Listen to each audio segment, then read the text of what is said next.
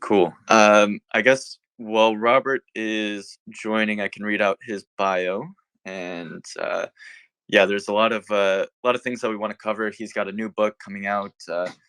Um, he's announced a new institute called the Mars Technology Institute, and recently published an op-ed about the Mars program. So a lot to dive into. So yeah, while we get Robert up here, I'll share a little bit about his bio. I mean, the the man doesn't really need much of an introduction at all. He's the founder of the Mars Society, and he will serve as the president of the Mars Technology Institute. He was a senior engineer at Lockheed Martin for 7 years, and founded Pioneer Astronautics, an aerospace R&D company, which he led as president for 27 years, until selling it in 2023. He was the principal investigator on over 50 NASA research and development programs, with a primary focus on developing technology that would allow materials on Mars, the Moon, and asteroids to be transformed into useful resources, enabling the exploration and development of space. Dr. Zubrin founded the Mars Society in 1998 and has led many highly successful Mars Society projects, including the establishment of a simulated human Mars exploration station in the American desert and on Devon Island, 900 miles from the North Pole. So yeah, we're really excited to talk to you. I'm here now. Get you up here. Awesome. Yeah, so thanks for joining us the second time. A lot has changed in the year since we've spoken. And yeah, I guess I want to jump into your book, the Mars Technology Institute, and the Mars program op-ed that you published. But I guess before we jump into all of that, I guess the biggest piece of news since we spoke is that Starship was fully stacked and launched. And curious about your thoughts on where we stand today with Starship, and if we'll make that Mars Earth alignment. Do you think that we'll hit the window in 2024, 2026? I'm curious what your timeline and expectations are. Okay, well, first of all, Starship. They're making a pretty good progress. My guess it'll take another 2 flights or so before they finally fully succeed in the flight, but that's their methodology. Make a lot of copies, launch, crash, find out what went wrong, fix that problem, push, get a little further through the flight envelope, then crash, fix that, and push all the way through. So my guess is we'll see a successful Starship mission during 2024 sometime. Maybe the next one, maybe it'll take 3 more, but it probably won't take more than 3 more before they succeed. And this will be remarkable. Hopefully we'll have, possibly a new, not just a different administration, but a sane one. Okay, I guess the only chance for that is either Nikki Haley or if the Democrats run someone else than Biden, both of which are distinct possibilities. But if that were to occur, we can have a very dynamic situation in the United States where you've got a new president who's really looking forward and who could unite the country. And with Starship being a reality at that point, if the ship's going to orbit, delivering 100 tons to orbit, comparable to a Saturn V payload, but with 3% the cost because it's reusable. I think a new forward-looking president could look at that and say, gee, here's this cat who wants to get humans to Mars. If we got together with him, could we have it done by the end of my second term, which is 2032? And the answer to that would be yes. And will it break the bank? No. Well, then let's do it. And I think we could have a public-private partnership and, in fact, have humans on Mars by 2032. Because there's a whole bunch of stuff, by the way, that's needed for a human Mars mission beyond the Starship. The Starship is the biggest single piece, but we'll need nuclear reactors for the surface, for example, to provide the power to make the return propellant. And the return propellant making technology and Mars spacesuits and vehicles and so forth. It's a bunch of stuff, and um, NASA could develop that and partner with SpaceX and get us there. Now, on the other hand, it could take longer. If I mean, it's possible for SpaceX to fail either due to a technical failure or Musk getting himself into trouble due to some weird comments, and in which case SpaceX could skate off the edge of the ice. But the SpaceX has proven the point. It's shown the way, and if SpaceX should fail, there are others that are moving up and could pick up the banner if it should fall from their hands. In that case, however, it might take till the end of the 2030s before we make it to Mars. But the way forward has been shown, and we're going to do it. Yeah, well, it's curious, I guess. Yeah, you mentioned sort of like the intertwining of politics and space, and so you recently published your op-ed, which is basically a criticism of the $10 billion Mars sample return mission. So in it, you say that there's a high probability of failure, and whether that $10 billion could be used in a better way. And so I guess our question to you is: so if you were in charge of the allocation of that 10 billion, how would you spend it? How would you allocate that money to get the best ROI? Okay. Well, I frankly, I would spend it on 20 missions averaging 500 million. That doesn't mean every one of those missions is 500 million. We could even have a $2 billion mission in that mix, along with a lot of smaller missions and some medium missions. Frankly, I believe that if they weren't trying to do this as uh, a banquet for filling out time cards, that sample return could be done for $2 billion. You would adopt a much simpler approach. The Curiosity Perseverance landing system can land a ton on Mars. If you do that, you could land a two-stage ascent vehicle and an MER-sized rover, land, collect samples, and take off and shoot straight back to Earth. You don't need this European orbiter.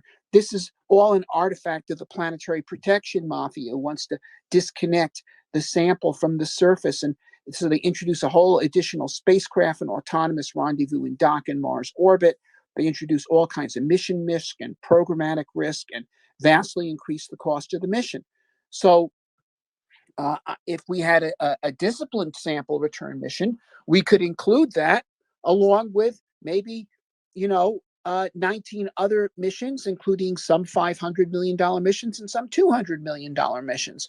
And but the idea of collapsing the whole program into one single mission, which involves 3 spacecraft, and if you put those risks of those craft in series, you've got about a 1 in 3 chance that it'll actually work. And meantime, you're not doing anything else on Mars for a year, for 15 years. And instead, we could have, a couple of missions every opportunity. We could be sending helicopters, rovers, balloons, orbiters, drillers, life detection experiments. We could have a very rich Mars program. Mars is a planet with a surface area equal to all the continents of the earth put together. You can't explore it by just going to one place. We got to go to lots of places, and we want to take lots of different instruments. Uh, you know, uh, if you look at Perseverance or Curiosity, they had open competitions to put the instruments on those rovers, and about 5 instruments were accepted for each one. And there were maybe 50 proposals. There were 10 good instruments proposed for every one that got to ride on the bus. And if we had a lot more missions, there could be a lot more instruments, different kinds of instruments with different points of merit. And this is the kind of, putting aside the human program, if we're just talking about the robotic program, because that's the context that's under discussion here, that's what you should be doing. Yeah, that makes sense. So basically, yeah, distributing that risk among a bunch of smaller missions versus a few big ones. I mean, that seems. Well, or one big one. Look, the actual batting average of JPL in terms of Mars missions, and this is true both of the period from 1960 to 1990, and from 1990 to the present. In both periods, the average is 0.8. Yeah, but 80%. Okay, they're batting 800. Now that's pretty good. Europeans are batting 0.5. Okay, if you have a mission that combines two American missions plus a European mission, zero point 0.8 times zero point 0.8 times zero point 0.5 is 0.32, little less than a 1 in 3 chance. And that's just technical risk. That does not include programmatic risk of, for example, one of the many partners in ESA pulling out of their mission, causing the mission to be canceled or greatly delayed. You got like 20 governments there, and if a single one of them, of the more important ones, has a change in heart, it could totally screw up that mission even before it gets to the launch pad.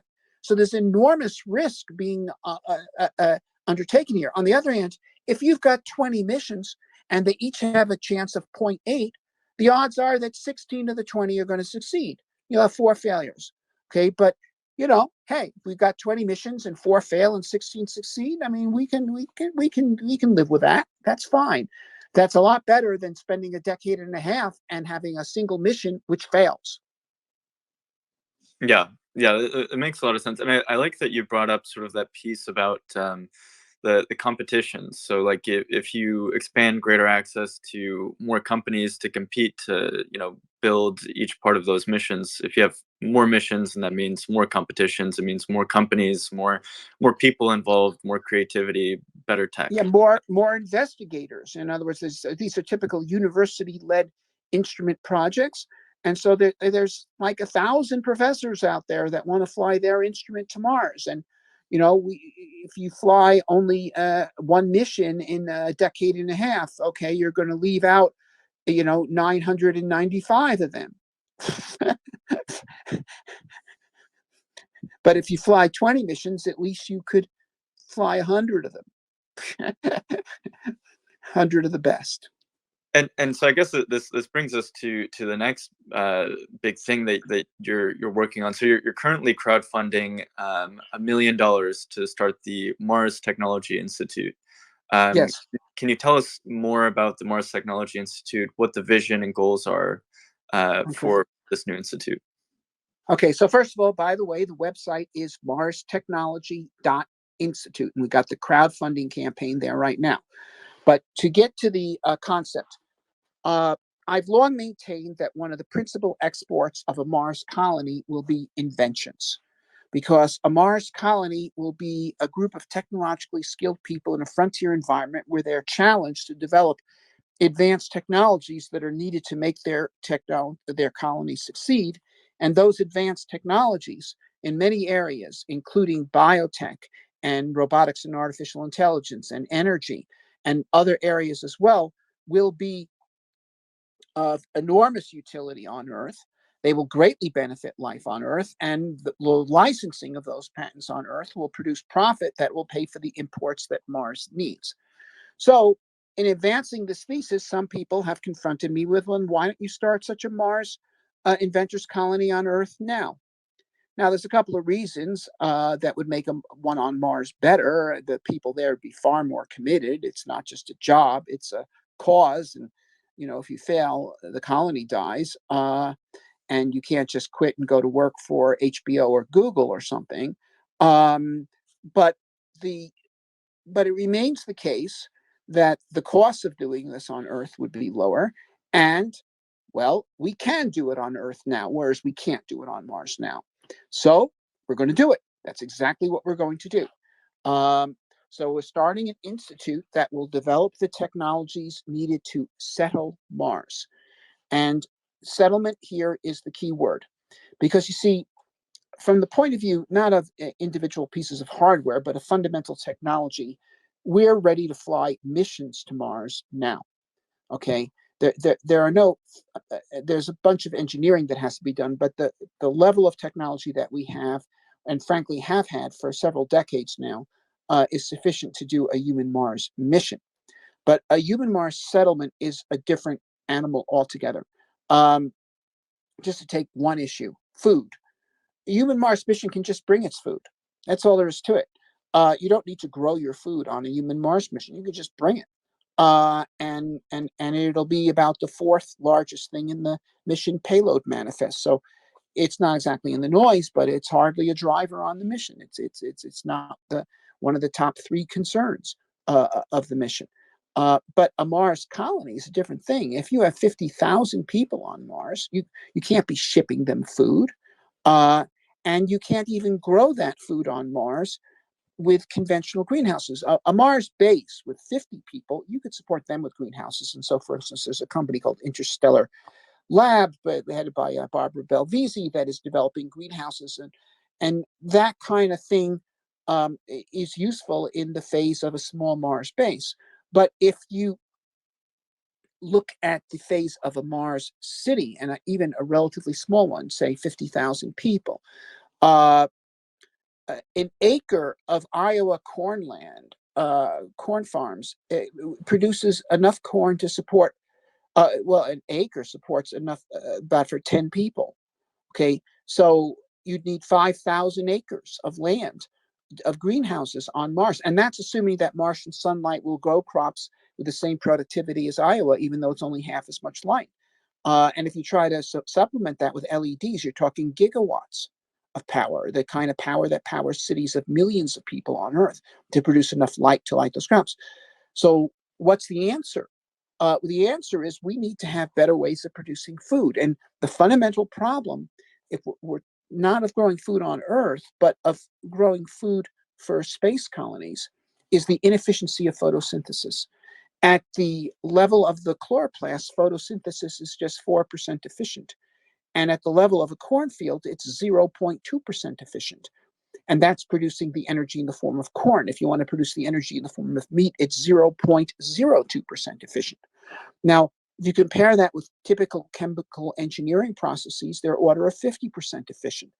So, what we're looking at is ways to produce the equivalent of meat entirely synthetically using a combination of chemical engineering and biotech processes with an overall process efficiency of perhaps, say, 20%, and which is to say 1,000 times more efficient than it's done on Earth. And that's what will enable space colonies, whether they're on Mars or the moon or O'Neill colonies, or interstellar arcs. That's what you need. And we're going to create that. Now, what would that mean, though, for Earth if you could produce meat that more efficiently? It would make meat very cheap on Earth. So, now most Americans aren't primarily worried about what having a dinner tonight. We've actually the great achievement of the 20th century is to move us from a society where most people did worry about if they could eat tonight to one where very few. But half the world is still in the world where you know uh, if they lose their job, they don't have anything to eat, they die. Uh, and or even if they have a job, they might not be able to have enough for food for the you know everybody. So this would change that. And so that we're talking about something of enormous benefit to humanity, but is also necessary to enable the colonization of space. And we're going to address that challenge. And then there's similar challenges in many other areas. We're going to address those things. And by so doing, we aim to create an empire of spin off companies, each one addressed to one or another of these challenges. So um, we may have a company, I mean, I think we'll have a better name than this, but call it Mars Foods that does this. And we may have a robotics company and an energy company. And so the Mars Technology Institute is a nonprofit. People can donate to it and it's tax deductible. And by the way, if they donate to the crowdfunding campaign right now, there's all sorts of great prizes, including a fantastic library, a founding of seminal papers that you'll get if you become a founder of the Mars Technology Institute, donate $1,000. And also at the higher giving levels, you'll be given a pro rata invitation to invest in the first round of stock offerings of the spin-off companies. In other words, the Mars Technology Institute will create certain basic technologies and then spin them off as for-profit companies in which people can invest in order to take it from the research level to the production level.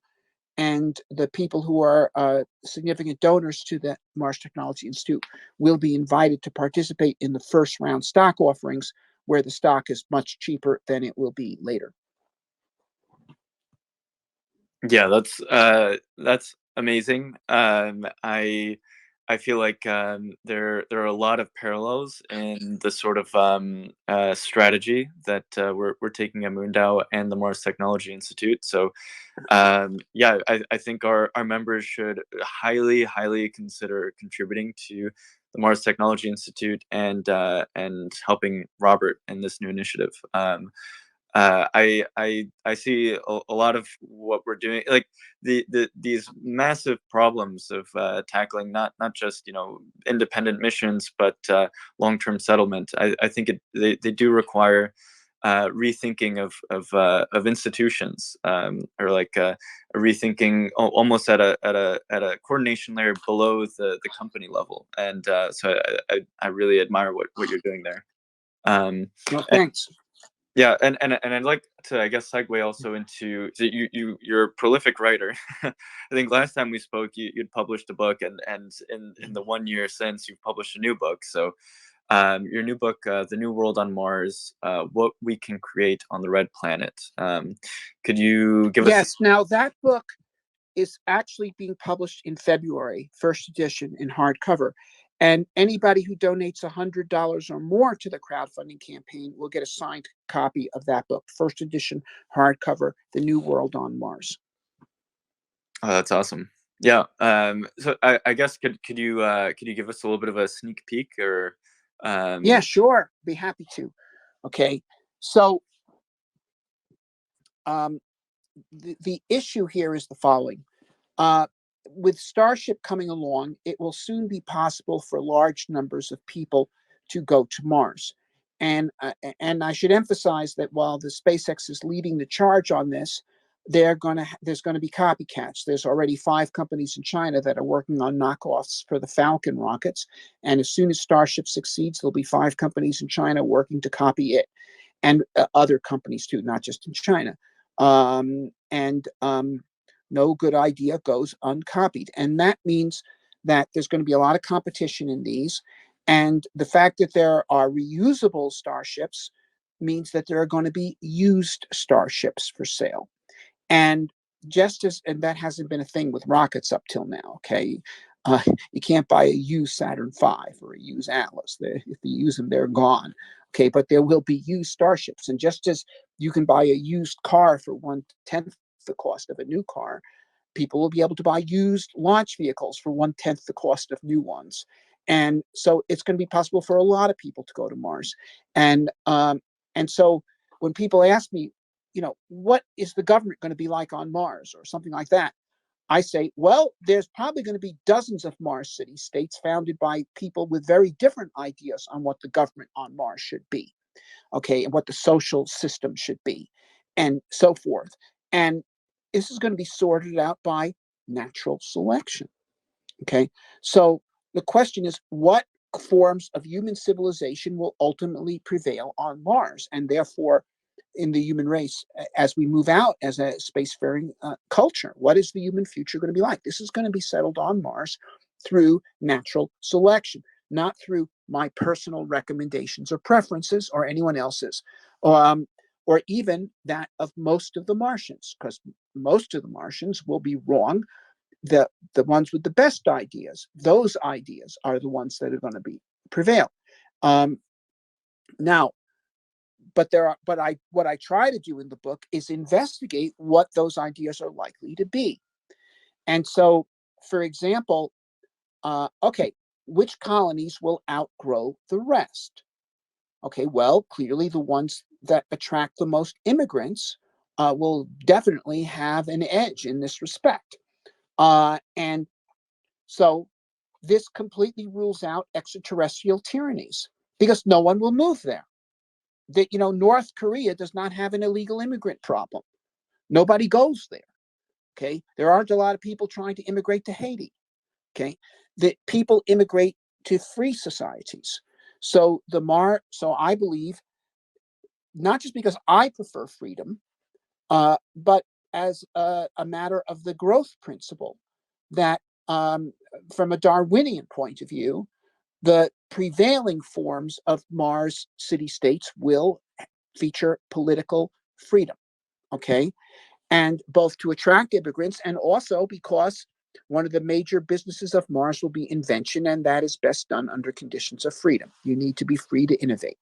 So, not because I like it better, but because necessity will make it so. A Mars colony could become a tyranny, but it will die on the vine. It will not become the way forward. Um, Now, there are other things about a Mars colony which a lot of people like, but which I'm particularly not that high on, but which I think will be a significant feature of Martian culture. And that will be institutions that encourage social solidarity. Okay. I'm not a person who has any use for organized sports, let alone organized religion. But I think that they will be a significant feature of the most successful Mars colonies because they pull people together. Um, the Those are both forms of rituals that draw people together. It'll probably have community dances, um, you know, things like this. So there'll be certain aspects. Now, actually, that might prove very attractive to many people who, because our own society here on Earth has become increasingly atomized. And I think it's causing a lot of stress and distress among people who want to be have community. Okay. And right now in most places, most people don't know, most of the people live on their block, let alone in their town. And the so I think this will also be a feature of Martian culture. And um, and so forth. So these are the sorts of things I investigate. The Mars.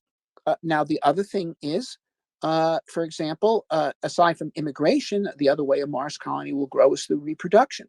So Mars needs women. You know, the reason why we're having this conversation in English right now is because the British colonists of North America built institutions like schools and churches and so forth. And so British women were willing to emigrate to the British American colonies, where the French colonies in North America were run as for profit enterprises, focusing on doing fur trading with the Indians for goods. And as a result, French women were not. And so, even though France in the 16 and 1700s had 4 times the population of England, by 1750, when it came down to the decisive struggle for who would take the continent, there were 2 million English speaking people in North America and 50,000 French. And that made the result inevitable. Okay. So, the while there certainly will be rough outposts on Mars, mining outposts and stuff, um, um, and which will probably be heavily male dominated. The Mars cities that actually grow will have to be attractive to women, and that includes in terms of rights and opportunities and respect and aesthetics, for that matter. Uh, the So there are things like that.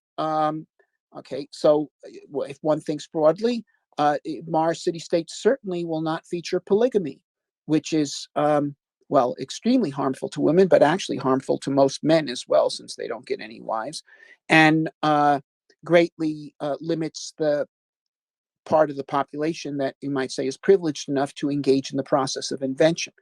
And so Mars city states will be monogamous.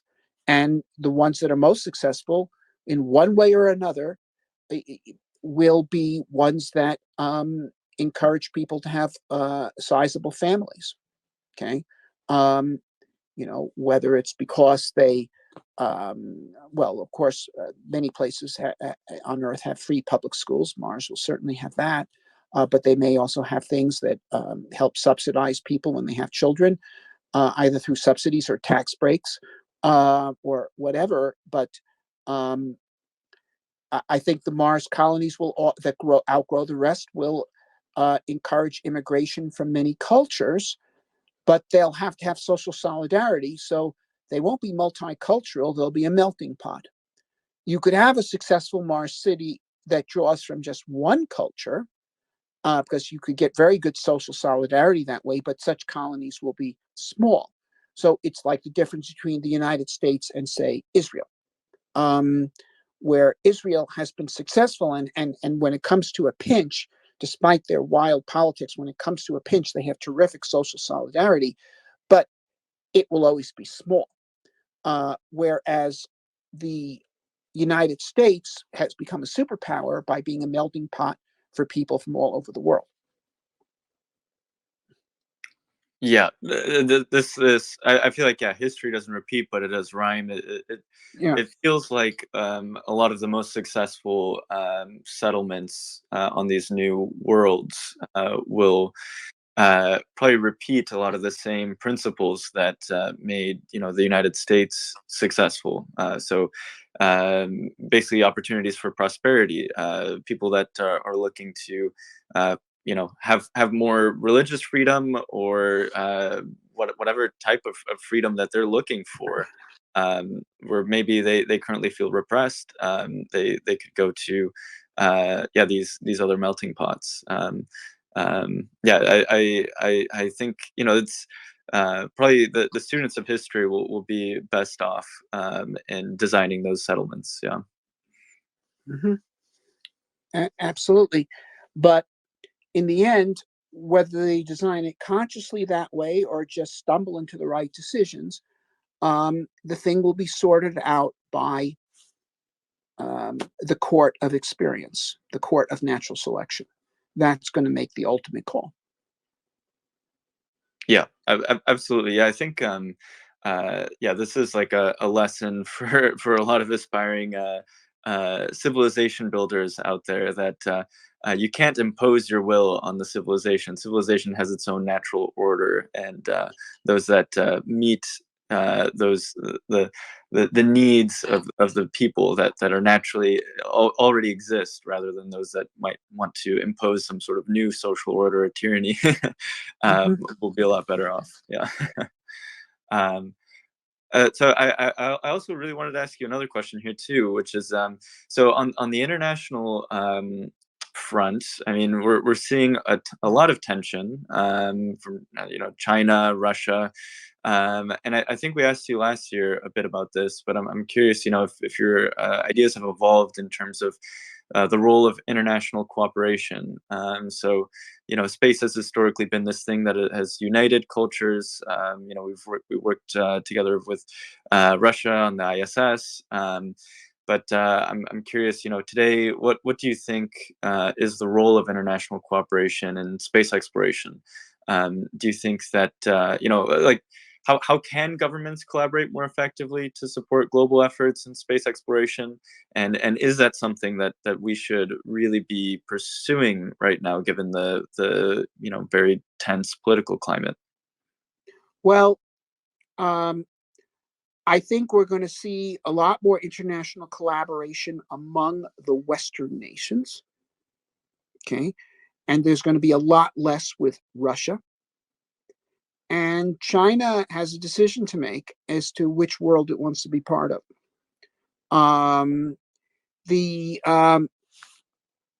Because here's the thing. I mean, the Russian invasion of Ukraine is a war against the West. Russia, I mean, Putin just today declared his intention is to conquer Ukraine. His intention is to reassemble the Soviet Empire, and that means taking the Baltic states that are part of the EU and NATO, and half of Poland, and so forth. This is, and they're doing other things as well to try to invade our political and ideological life. The Ukraine is just the kinetic part of this war. We're in an undeclared war right now, and but this is also the first space war. That is, while space assets have been used in war since Vietnam, where we had reconnaissance satellites already, um, this is the one where space is dominating this battlefield. That is the reason why the Ukrainians, who are outnumbered 4-1 by Russia, are able to fight even is because they have space assets. They have space superiority due to, I mean, the United States helping them, but they have space-based communications with Starlink. They have space-based reconnaissance, and they have space targeted precision weapons, GPS guided munitions. You know, when they sunk the Moskva, they didn't shoot 50 missiles at it and two hit. They shot two missiles at it and they both hit because they were precision guided weapons. And which are, of course, based on space assets. And this war is going to make it clear that whoever has space superiority has an enormous advantage in any major conflict between serious powers. And the so there's going to be a lot more money spent on military space. Space Force is not going to be considered a joke anymore at all. Although, I mean, military space was already important, but now it's going to be really clear that not having a Space Force is about as smart as not having an Air Force. And the so this is going to mean a lot more money for space. A lot of the commercial space companies that the various capabilities ranging from launch vehicles to in-space propulsion capabilities, advanced solar cells, you know, all sorts of things that various entrepreneurial companies are working on. There's going to be a lot more demand for these. They're all going to become much more investable.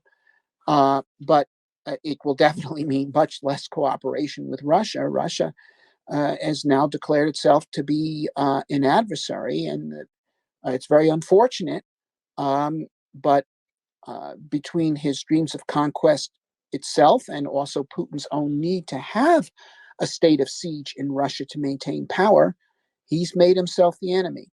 Now, China, okay, China's got a decision to make. It could say, well, we're going to throw in with Putin and go to war with the West. Or they could say, look, we've gotten a pretty good deal from peace. We have increased the GDP per capita in China, you know, by like 3,000% since 1990 by being part of the world trading system set up, really, frankly, by the United States. And so, you know, frankly, I think China would be crazy to adopt a hostile. Peace has been very good to China. Why do they need war? Putin is going to war because peace has not been good to him. Or to, yeah, he needs war. China doesn't need war. Okay. And why change the game from go to baseball if you're winning at go? Um, so, but you never can tell. People do irrational things. But if China is smart, they'll let the Russians go hang and stick with. I mean, they got a lot more customers in the United States than they do in Russia, and they might want to just count the beans on this. That's all I can say. Now, if they do decide to say, look, where would the civilized world here? Then I think there could be expanded cooperation with China, and I would favor that. If, on the other hand, they say we're going to join Russia in a war on the West, then there'll be no cooperation with them. Yeah, that makes sense. I mean, yeah, it's tricky to see where the I guess the chess pieces will fall on this. I mean, I don't want to get too much into global politics here, but yeah, it's like MoonDAO has you know a large community on the Chinese part of the world too, and yeah, well, it's very tricky, and the language barriers are rather difficult to get past, and sometimes it is difficult to have visibility into like how the cultures are just so different, and Mm-hmm. so it's very hard actually to predict kind of where their mind's at times. So yeah, and it does seem like Taiwan. I mean, you know, China's been posturing a bit on Taiwan, and maybe they'll take you know a shot during the chaos. I don't know. I'm curious if you have any thoughts on that. Well, I once again, I mean, people do illogical things, but it would be very illogical for China to break with the essentially with the Western world, the world economy, in order to get Taiwan. I mean, frankly, China, by sticking with the West right now, is in position to take over Central Asia. I mean, they are. It's not something that I favor, but frankly, there's nothing that anybody could do about it. The Russians have uh, the, at this point negated their ability to compete with China in Central Asia, and we pulled out of Afghanistan. There's a vacuum there now. Uh, but it's also, I mean, look, once again, I mean, China has been eating our lunch just by doing business with us. Um, Whereas if they were to go to war with the United States, the United States has a navy that has been in two world wars and a civil war and so forth, and has this incredible naval tradition. China has virtually none, and they've got two aircraft carriers. We've got 12 or 13, and they could lose the two they have in an afternoon.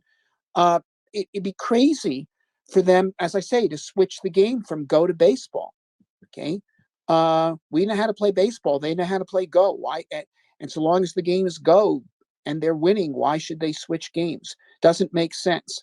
Um, so China, really, their self-interest lies in keeping the world uh, economy and the world essentially free trading system intact. They have been enormous beneficiaries of that.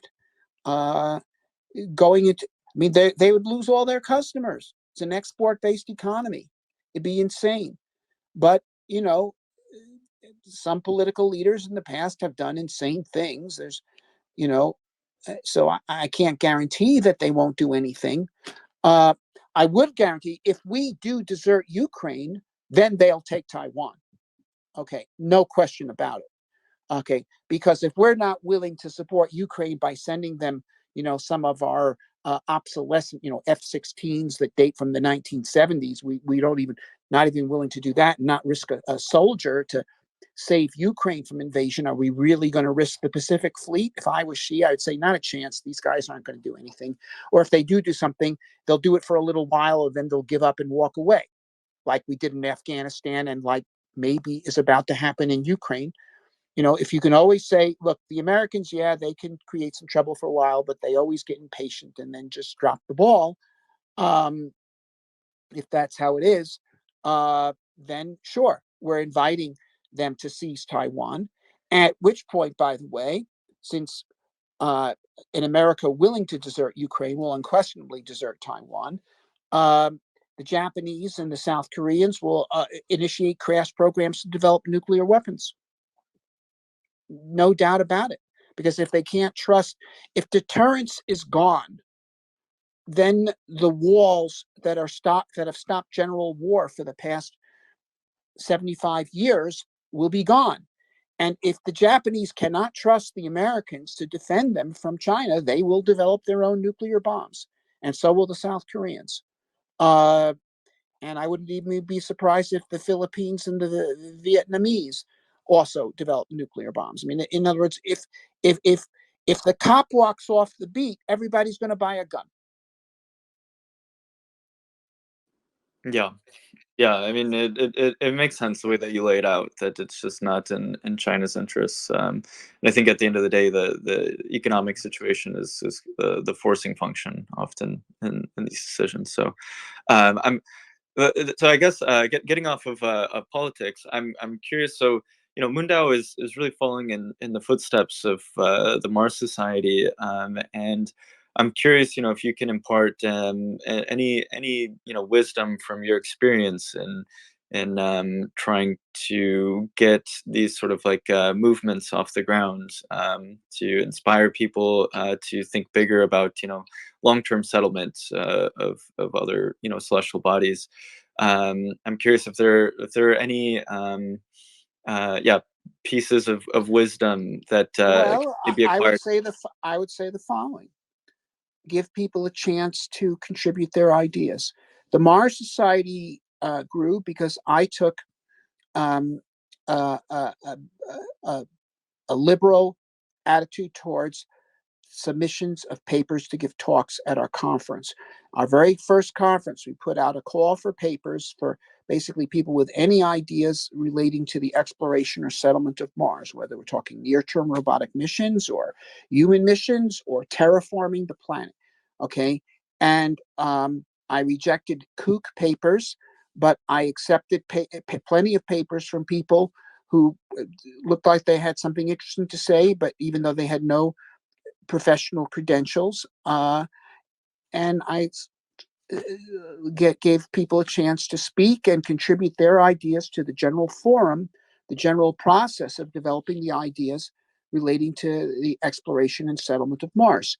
And we have published proceedings. The proceedings of the founding convention of the Mars Society is about 180 papers there, and they're great papers. And by the way, those are among the books that people will get if they become a founder of the Mars Technology Institute, along with all the proceedings of the Case for Mars conferences that preceded um, the Mars Society grew out of a previous network known as the Mars Underground, and they had conferences known as the Case for Mars conferences. And by the way, it's after them that I named my best known book, The Case for Mars.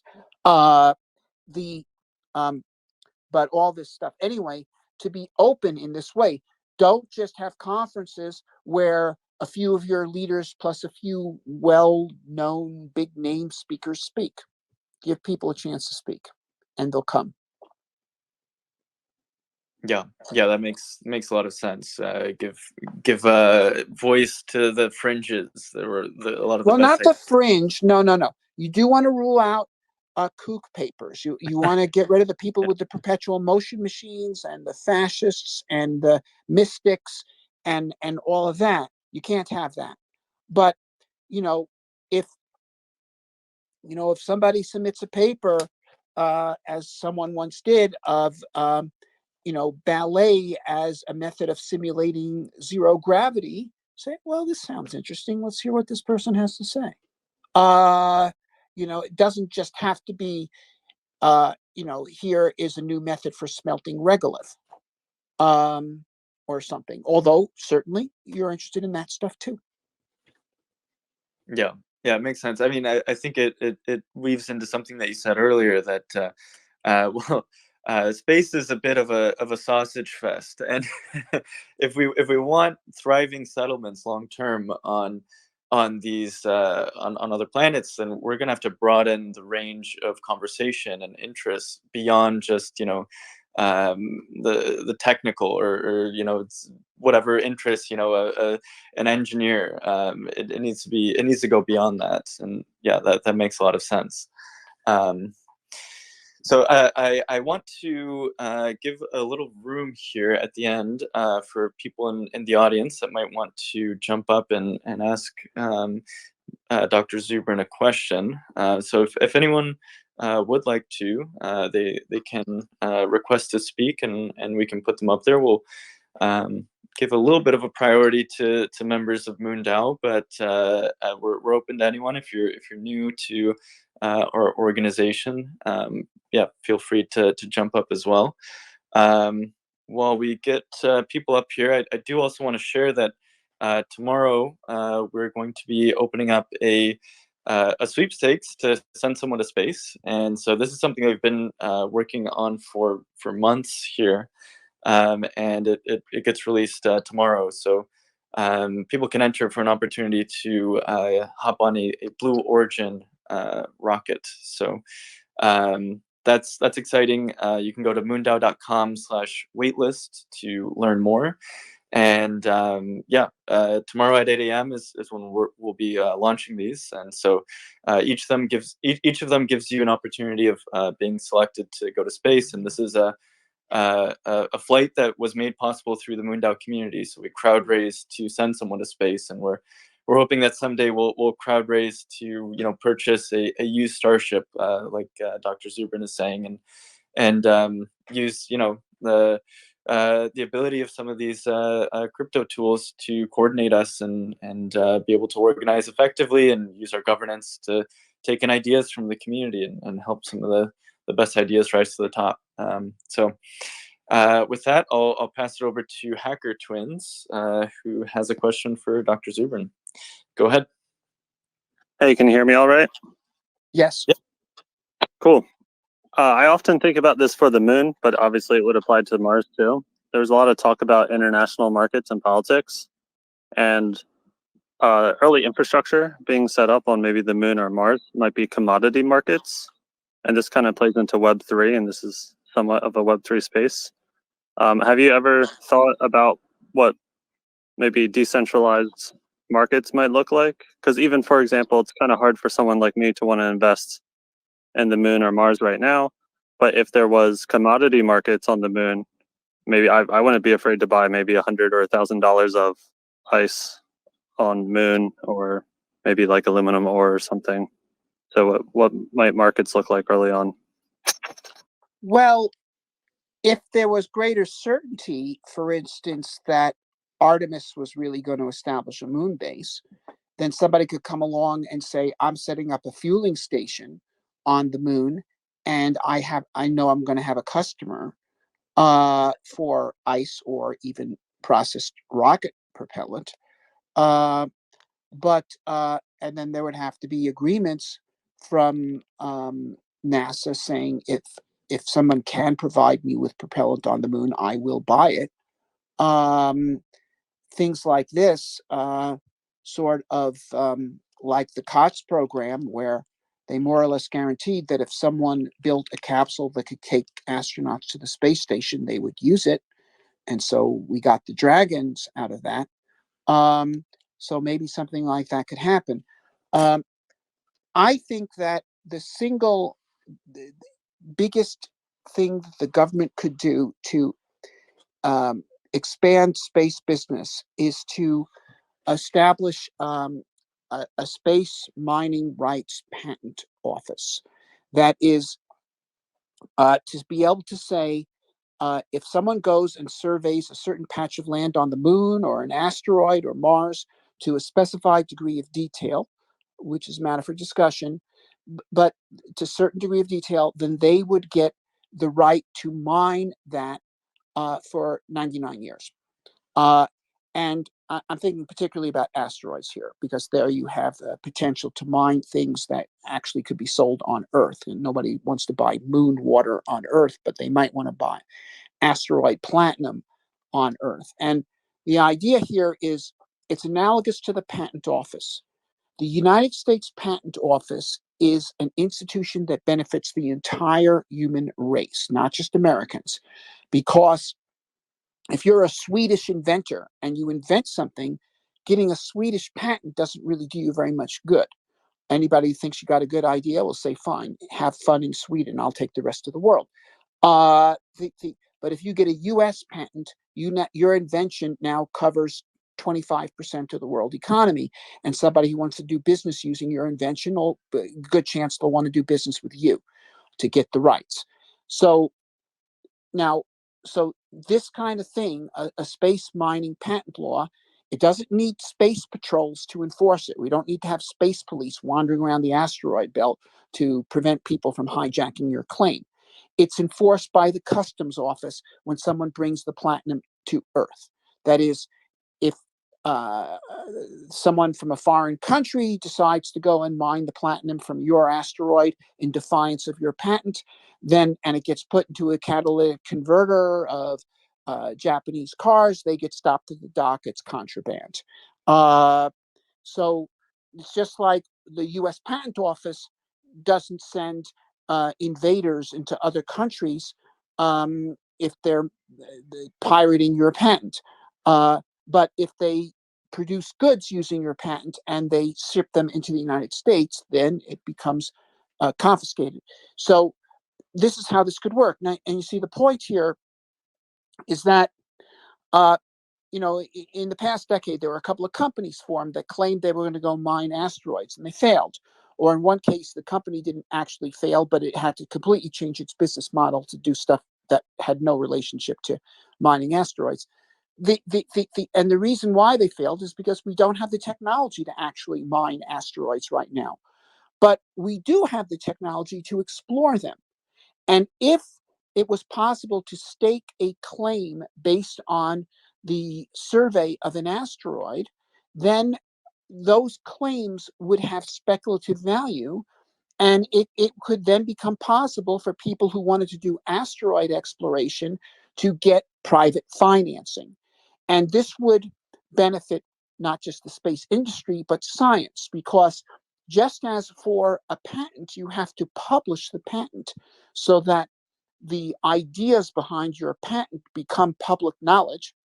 So to get the asteroid patent, you have to publish the data.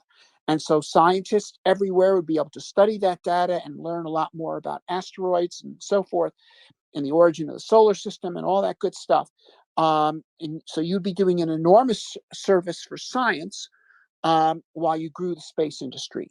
And all it takes to do this is a stroke of the pen. We don't need any taxpayer money other than needed to hire, 3 people to run a claims office. Or it could even be given to a group of people within the existing human patent office to cover, because initially there wouldn't be that much business.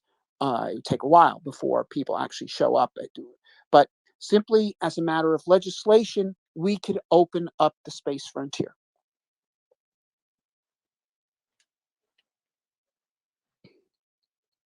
Yeah, that sounds like a great idea. I Yeah, want that's to an pass it answer. over to Flow Science next. Flow Science is a member of our community and very big in the decentralized science space as well.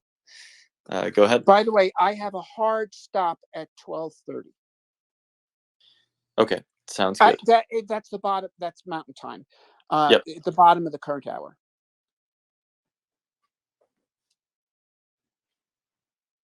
Hey everyone, I just wanted to hop up here and say thank you to Robert. This has been super interesting, and I learned a lot, and I'm pretty excited. I guess I have one question.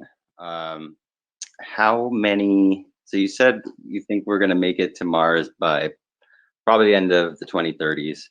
How long do you think it would take, or rough estimates, not asking for hard numbers, but like estimates and prediction of like how long do you think it would take before there's actual settlement on Mars, and like roughly how many ships or how many trips, like what do you think that looks like in terms of actually making that happen long term? Well, okay. I believe that it will happen fairly rapidly after there's a large market in used starships. Okay, that is once one of the great things about Starship is it will enable long distance surface to surface transportation anywhere to anywhere on Earth in less than an hour. And this, by the way, is a much larger market than satellite launch. Um, Using space as a medium for rapid global transportation is a bigger market than using space as a medium to put satellites in, just as global transport by sea is a much bigger business than fishing. Okay. You can get wealth out of the sea by fishing, but actually it's a much bigger business just using the sea as a low drag medium for transport. Similarly with space. So imagine that there's a lot of space lines, and now you and your group want to emigrate to Mars. You pick up an old beater from Astrolinea Mexicana, and now you've got yourself a ship to go to Mars. And I mean, Musk told me that he thought he could build a Starship, that is the upper stage, which would be the part that actually goes to Mars, for 10 million, which means that he'd probably be willing to sell them for 20. And even if he wasn't inclined to sell them, uh, the people making knockoffs will. And if it sells new for 20, it probably sells used for 2. And so these things are going to be around. And then people who actually want to do this will be able to do this. And so I think in the mid-century, we could see groups of people who have their idea on what the ideal society should be, to be able to, just like the Pilgrims, pick up a ship and go. Um, and give their ideas a spin. And many will fail, but the ones who have better ideas will succeed. The ones who can create new societies that offer people something better than what they have here, they will attract immigrants, they will attract talent, and they will grow. And by virtue of the fact that their institutions are superior in realizing human potential to those remaining on Earth, they will become examples to Earth, and thus they will become drivers towards human social progress on Mars, on Earth, and out as we move to the stars. That's awesome. Cool. Thank you. So I need $2 million and I can live out my Star Wars fantasies. Yeah, but look at it this way: Starship nominally would be able to transport 100 people. 2 million divided by 100 people is $20,000 each. Okay, so what I'm saying is a group that wanted to actually create a Mars colony, you'd need to get 100 people willing to put up $20,000 each. That's a doable thing. A very doable thing. And so people will be able to do that. So you buy the Starship and you take it with you to Mars, and it gives you your starter housing on Mars. And after that, you can use it for asteroid mining.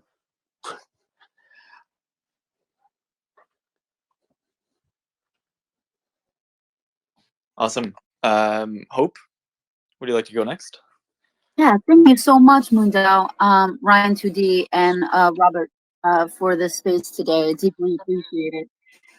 My question is probably one you might have been asked a lot, but just in case, it's what I noticed is like when it came to Opportunity and Spirit, the rovers that are on Mars, is I think there was a lot of talk around solar versus nuclear and what a difference that would have made in a lot of ways, just because of like the conditions on Mars a lot. So I am definitely interested in nuclear energy when it comes to long-term sustainability um, for a society. But when it comes to like say some of the challenges of how much energy it takes, because you have to use different forms of other natural resources for nuclear power, which we've seen with like nuclear ships and then also like coolant systems, um, and then waste. What are some of these things that we have learned from the past when it comes to these things, when it comes to nuclear energy, that you think will be very helpful and instrumental in the possibility for that energy on Mars within the next 10 years? Okay. Now, by the way, my most recent published book is called The Case for Nukes, and it discusses nuclear power both for Earth and for Mars. And nuclear power has a critical role to play in the future of Earth. It's the only form of carbon-free energy that can be produced on Earth at unlimited scale, with the kind of scale needed not to go back to a civilization like we had before we had fossil fuels, but to have one that is as much better compared to the one powered by fossil fuels as that is compared to one that the world lit only by fire, the medieval world. So nuclear energy. Okay, by the way, the problems that people talk about with nuclear energy are only problems with nuclear energy as compared to fossil fuels, because they're completely insolvable with fossil fuels. That is, what are you going to do with the waste from fossil fuels? Okay, there's the carbon emissions, which nobody knows what to do about. And then there's other things. I mean, coal, there's gigantic, there's like 1,000,000 tons of waste from coal for every ton of nuclear waste that produces equivalent power. And by the way, coal ash includes radioactive materials. In fact, there's much more radiation released into the environment by a coal-fired power plant than from a nuke, because you got uranium and thorium in there, and they go right up the stack. And to say nothing of things like arsenic, which has an infinite half-life, that has all sorts of toxic things that don't have the drama of being quote unquote radioactive, but they're just as poisonous as polonium.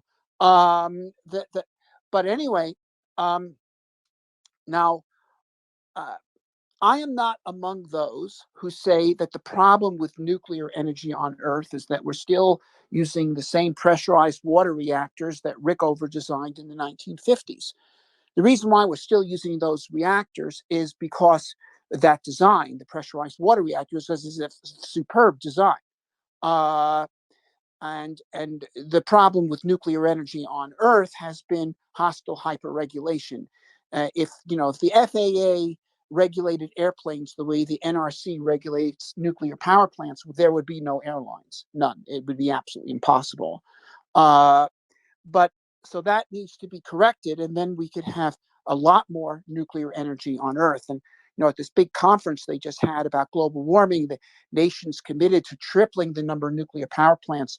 That will only happen if we radically rationalize the regulation of nuclear power plants. To make it something more like the FAA, which is there not to prevent there from being airlines, but simply to make sure that airlines are being run safely. And now for Mars, initially we can use similar nuclear reactors to those we use on Earth. You could even use pressurized water reactors or other forms of fission reactors. But the problem with these reactors vis-a-vis a Mars colony, and I talk about this in the book, The Case for the New World, is the pressurized water reactors only get about 1% of the energy that's present in their uranium fuel. 1%. Now, how can that be? How can the nuclear industry tolerate that? Well, the reason why they tolerate it is because even with the 1% yield, the fuel costs are only 5% of the cost of the energy produced by nuclear power on Earth. The rest of the cost is the amortization of the construction cost, which has been enormously inflated by hostile regulation. We got rid of the hostile regulation and you cut the construction cost of nuclear power plants by about a factor of 20, then the fuel cost would be equal to the construction cost, and then people would be interested in cutting that. But you go and say to a utility, why don't you have a breeder reactor, which can get 90% of the energy out of the uranium? They say, get out of town. The fuel cost is only 5%. My main cost is the construction cost, which would be enormously inflated by trying to get the NRC to approve a new kind of nuclear reactor. I have enough problems getting them to approve a reactor that they've already approved 400 copies of, which is literally the case. And so they're not listening. But on Mars, it really, first of all, you better not have hostile regulation against nuclear power on Mars, or you'll have no Mars colony at all. But also, though, whether you're mining the stuff on Mars or whether you're even transporting the uranium from Earth, you're going to want to get the full yield. So the Martian reactors, if you use fission, will be breeder reactors, either uranium plutonium fission reactors or the uranium thorium breeder reactors. There's two different cycles you could use. Those are both viable candidates. And then beyond that, I think you're going to want to go to fusion on Mars as soon as you can, because deuterium, which is the fuel for fusion, is 5 times as common on Mars as it is on Earth. So it's the natural fuel for Mars to do. And so I think that the Martians will probably be the ones that perfect fusion. Just as Americans, British invented the steam engine, Americans invented the steamboat, because the highways of early America were the rivers, and sailboats are kind of unsatisfactory for transport on rivers. You need steamboats, and we figured out how to put steam into boats. And by so doing, we developed the high pressure steam engine, which then enabled railroads, which is the seminal and revolutionary invention of the 19th century. It completely changes the world. But that was done to the challenge of a frontier that needed that new kinds of technology. And I think the Martian frontier is where fusion is going to come into its own. Thank you so much. Awesome. Russ? Good afternoon. Can you hear me? Yes. Excellent. Good afternoon, Dr. Zubrin. Wanted to ask you earlier about when you mentioned that food wasn't necessarily the biggest priority on a Mars mission, that you could take it all with you. And I think you mentioned it was kind of ranked fourth in your list. I was wondering, what do you think the top three in the list would therefore be ahead of taking food with you and being able to deal with the problem of feeding the first humans well, going to Mars? first of all, by far the biggest thing would be propellant. So this is why in Mars Direct, we take that on of making the return propellant on Mars. Okay, and that's the highest leverage thing you can do. Okay, so that's the biggest mass requirement in the mission. The second biggest mass requirement in the mission would be water if you didn't recycle it. If you recycle it, then water actually probably is still about the third biggest, but it's the amount of water you need is reduced by a factor of 10 or so, depending upon how good your recycling is. But you definitely now, and this has long been recognized, NASA mission plans since forever have always involved water recycling. Then after that is probably the structure of the spacecraft itself. And then after that are the essential systems like the life support systems, the stuff needed to recycle the water and oxygen. And then I guess food would be about number 5. Okay, so I said 4, 5 is probably more accurate. Interesting. The scale of a large vehicle like Starship is therefore an advantage for pretty much all those factors, isn't it? Perhaps less so on propellant because it just needs more propellant, but Well, be able to take commodities. Okay. Well, okay, I have a disagreement with Musk on this issue, which is I think he should develop a mini Starship that would be lifted to orbit by the big Starship, and it is what goes to Mars. And that would cut the amount of propellant you need to make to come home by about a factor of 5. And it would be of enormous advantage in using Starships for the lunar mission. The Starship is way oversized to use as an ascent return vehicle. Okay. This is one of the defects of NASA's current lunar mission architecture, taking the Starship all the way down to the lunar surface and back up. The number of refuelings you have to do, you have to launch a total of 14 Starships to get one Starship to the lunar surface and back, refueling it in all these different places. That could be cut in half if you use lunar oxygen for the ascent, but still at 7. On the other hand, if you position the Starship in lunar orbit and you had an ascent-descent vehicle that was small, then a single Starship positioned in lunar orbit could support a dozen missions to the moon instead of a dozen Starships supporting one mission to the moon. And so that gets to another subject. But if you had a mini Starship, you could do the whole thing with Starships, and right there you would cut the number of Starship launches from 14 to 3 to do the lunar mission, and you'd cut the amount of propellant you need to make on Mars to come back by a factor of 5. Now, if you're doing colonization as opposed to exploration missions, then flying Starships one way to Mars, landing them there, well, there's a lot to be said for that. Big cargo, the ship is landed, now you have housing on Mars, etc. But using Starships for round-trip exploration missions, it's a suboptimal system. Now, Musk's answer to those points is simply, I don't want to develop more than one flight system. So he's looking at the challenge of developing flight systems, and developing one is easier than developing 2. Since my own background is in the propellant making part of the mission, I really like the idea of cutting the amount of propellant we need to make by a factor of 5. So that's a trade. But one thing I do respect about the way he thinks about the Mars mission is the question he asks is, why do I need this? Okay.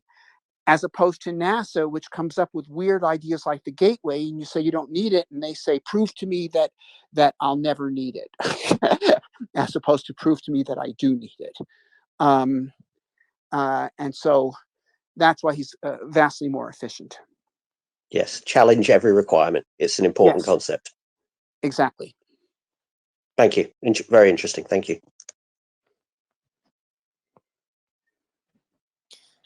Awesome. Looks like we lost Dana, but we've got Mitch connecting now. Mitch, would you like to go next?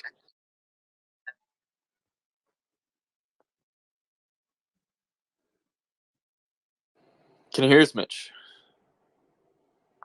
Mitch, I think you're muted.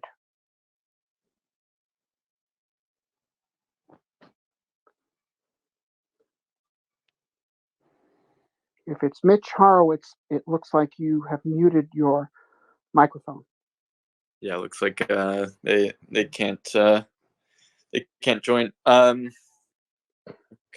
Well, I guess sorry about that. Oh, there we go. Everybody. Yeah, am I coming through now? Yes, you are. Great. And by the way, everyone should know that Mitch Horowitz, the current speaker, was the editor at the Free Press of The Case for Mars. He's the one who selected it for Simon & Schuster, which is the Free Press, and made sure it came out well. So thank you, Mitch Horowitz. You are the ones who got the whole thing started here. Well, back at you. Of all the books that I've worked on, this may be the one that has the greatest posterity and that does the most for humanity as a community. And that sort of informs, well, both my comment and my question. Quick comment, because I know time is very short. You know, Bob, you are, and I felt this back when we first worked on Case for Mars, and I feel it today. You're one of the very, very few intellectuals and scientists in the public space who's willing to talk about merit in a very unabashed way, in a very idealistic way, who has held up the torch for merit at a time when it's profoundly unpopular, and has continually pointed out that capable, talented people wishing to do innovative things can come together in a spirit of excellence and forge extraordinary accomplishments. And that is an idea that ought not be controversial, but it is controversial in our time. And you've always held up the torch for that. And I appreciate it enormously. Thank you. My question is this, and it's more of a social question, and it kind of ties into the what I was just commenting on. I was reading an article recently that left me predictably depressed, that at Harvard there's now this enormously popular class about Taylor Swift, and so many kids want to take this class that they're fighting them off at the door. And I read this kind of thing and I roll my eyes and I think, how in the world? Well, I guess this is my question. Rather than make a statement, I'll put the questions to you. Are we as a generation capable of doing this? Have we lost something since the days that Kennedy politically instigated the space race? And do you ever despair that our generation is too busy studying Taylor Swift, and that it's and that excellence is going to come from other quarters, but not from those within the English-speaking sphere of influence? Okay, that's an excellent question. Now, it's unquestionably true that the quality of the political class has deteriorated greatly since Kennedy, let alone Franklin Roosevelt. I mean, I was just talking about this with someone the other day, and you know, the difference between Trump, who tries to bring out the worst in people, and you take John F. Kennedy, hardly a perfect president, but nevertheless, just listen to these lines. Ask not what your country can do for you. Ask what you can do for your country. We choose to go to the moon, not because it is easy, but because it is hard. We are the watchmen on the walls of world freedom. Okay, those are all lines from Kennedy's speeches. By the way, that last one was from the speech he was going to give on the day he was shot. And the Um, a great leader brings out the best in people, and we've got midgets, in there right now. I mean, we have people prepared to lose the war in Ukraine rather than uh, send a relatively small amount of obsolete arms. They're willing to destroy the Pax Americana that was set up at enormous cost in blood and treasure due to the victory of the greatest generation in World War II. So the political class has deteriorated. And not just here, I mean, compare Macron to Charles de Gaulle, or Sunak to Churchill, or one could go on. Okay, but even if the quality also in society at large may have deteriorated as well, I think there's still, we got a lot of people here, and I think there are still enough people with merit out among the public to, provided this thing is opened up as this entrepreneurial space revolution is done, where the initiators don't have to be the government consensus. It doesn't require the government leadership that Apollo required and had, okay, then despite the fact that we have a deteriorated political class, the leadership from this can come from the ground up. But yes, this is a concern. I can remember when I was 13 years old, it's 1965, and my family on Memorial Day was in upstate New York on a Memorial Day weekend vacation. And in this small town, there was a Memorial Day parade. And this was the 100th anniversary of the first Memorial Day parade, which was in 1865. And so the veterans marching in the parade were wearing Civil War uniforms. And of course, none of these were Civil War veterans. They were almost all World War II veterans. Okay, and of course, their victory had been just 20 years before. But who better to celebrate the victory of the Civil War and to honor the veterans of the Civil War, the men who ended slavery, than the men who ended fascism? Okay, and they had replicated in their own time that historic accomplishment. They in their lives, they had carried on that tradition of the Grand Army of the Republic. And, a few years ago, we had the 50th anniversary of the Apollo moon landing, and it was kind of bittersweet because even though a few Apollo veterans were still around, we really shouldn't have been in 2019 been celebrating the 50th anniversary of the moon landing. We should have been celebrating the 20th anniversary of the Mars landing. And and we weren't. And I fear that if we allow ourselves to go too much longer, our living connection to these traditions will dissipate. So while Mars will be there forever, our ability to take it on is decreasing. Thank you.